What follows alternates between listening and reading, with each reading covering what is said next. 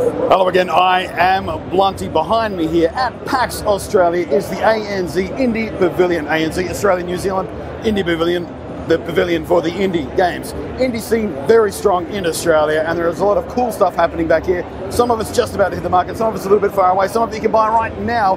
Most of it is worth checking out, so I'm going to take a wander and show you some of the things that caught my eye.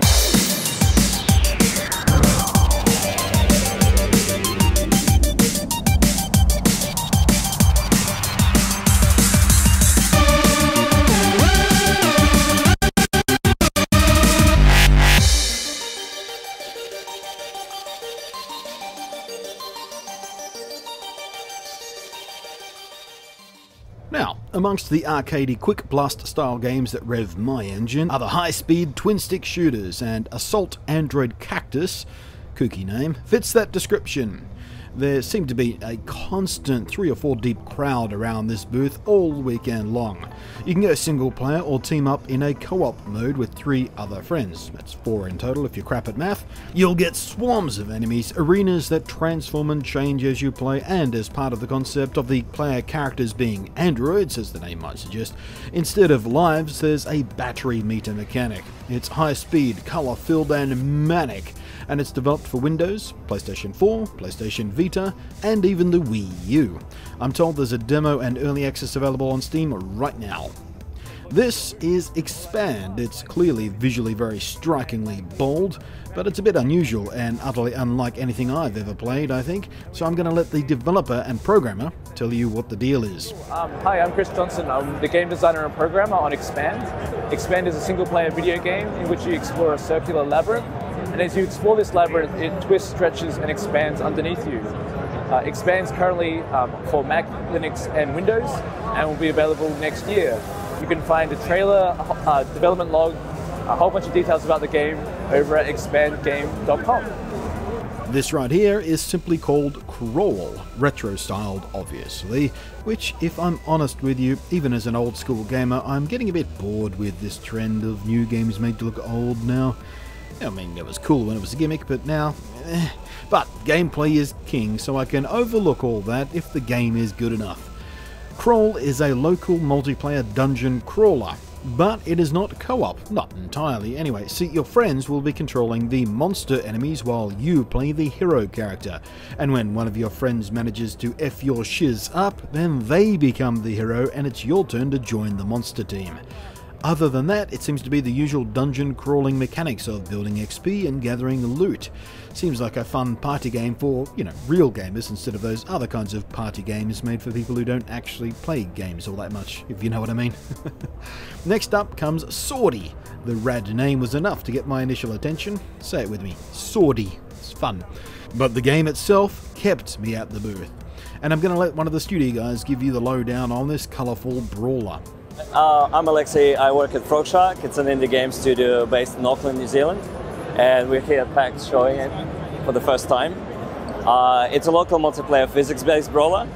It's basically you use analog controls to harness the power of centrifugal force and momentum and timing to strike your opponents, and it supports from up to 4 to 8 players, and it's releasing on Steam sometime next year. We had people from Sony and Microsoft talk to us, come here at PAX, and it's been quite a crazy experience. So yeah, we're definitely looking at platforms on console, yeah. But yeah, we're totally self-funded at the moment. But So what can people do to support you? At the moment, just spreading the word and basically follow us on Twitter, follow our devlog, and yeah, spread the word. Here's a weird one. It's called Scraps, and it's a vehicle-based combat game, but the hook here is that you actually build up your own vehicle from the ground up. So beyond the basic combat, it becomes a game about crafting the perfect rolling weapon to suit your playstyle. And when you kick the hell out of other players, you can scavenge the parts left behind by their destruction to repair or enhance your own build. There is no release date yet, and it is still in development. They say it'll be on Windows, Mac and Linux, so presumably that means Steam. Keep an eye out. So, you ever want to build your own first-person shooter game? Well, Gunscape is a game that apparently will let you do exactly that. So that's pretty enticing. Okay, hi, I'm Chris, or Christopher from Bluefish Studios. We are based in Sydney, We're an independent game company. And see, this game we're showcasing here is called Gunscape. It's a kind of FPS construction type game where you create your own levels, you share them with the world, and you can play them. And the basic thing is there's a simple interface with blocks where you can easily add whatever you want. You can also add AI to create single player campaigns or co-op campaigns, adventure mode.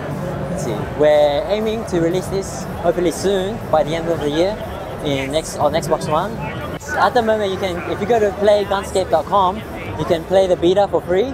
It's currently on PC, Mac and Linux. This one is Ninja Pizza Girl, recently funded through Kickstarter. It's a timer-based platformer with some combat elements, and I love the art style. The game is stunningly pretty, and it plays very, very smoothly. But past the surface of a very pretty platformer, the plot and thematics woven throughout it are actually a story of bullying and harassment. You don't so much as die from enemy attacks in this game. Instead, the Ninja Pizza Girl succumbs to depression.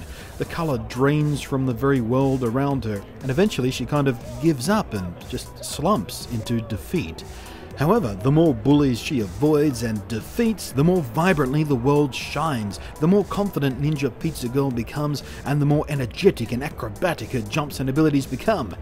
It is a really cool and very interesting and very unusual mechanic for a game like this. It'll be hitting PC, Android, iOS and Wii U, and I will definitely be giving it a go. And lastly, but certainly not leastly, so you know what there aren't enough of in games these days as far as I'm concerned? Dinosaurs. We need more dinosaurs. They need to become a thing again. Well, Primal Carnage Extinction is here to help fill that void. Hey guys, here today to show you Primal Carnage Extinction, the sequel to Primal Carnage. I'm Aaron Pollock, Studio Director of Circle 5 Studios. We're one of 2 studios behind this, along with Pub Games based in Melbourne. Here's Chris. So Primal Carnage is a multiplayer dinosaur versus human shooter, brawler, awesome multiplayer game. It's coming out to Steam later this month and on the PS4 Q1 of next year.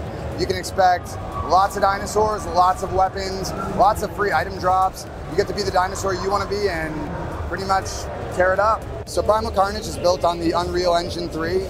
We've really utilized, I think, a lot more of the features that were in the game with the sequel, as well as a lot of features in Steam. So you're going to see stat tracking, maybe not on launch, but soon. Leaderboards. It is multiplayer only. At the show, we're showcasing Team Deathmatch. The game's also going to have Get to the Chopper, an objective-driven game, Capture the Egg, which is a capture the flag variant. We've got a few more game modes on the way. We're actually going to be putting up the Trello boards, our pipeline for a lot of this stuff, so that people can stay abreast of what's coming and also help vote on what the game mode or the weapon or the dinosaur that they want to come out next is. So yeah, stay abreast of Primal Carnage, the game at primalcarnage.com. We've got a lot of social promotions going on Facebook and on Twitter. So we really want to thank Epic and Sony for the support that they've given us to the process. It's been a lot of fun to work with them. We want to keep working with them in the future. So there you go. Admittedly, a fairly small sampling of what was on offer at the indie booth at PAX Australia, but these are the ones that caught my eye in particular. So thanks for watching. I am Blonty, and I will catch you next time.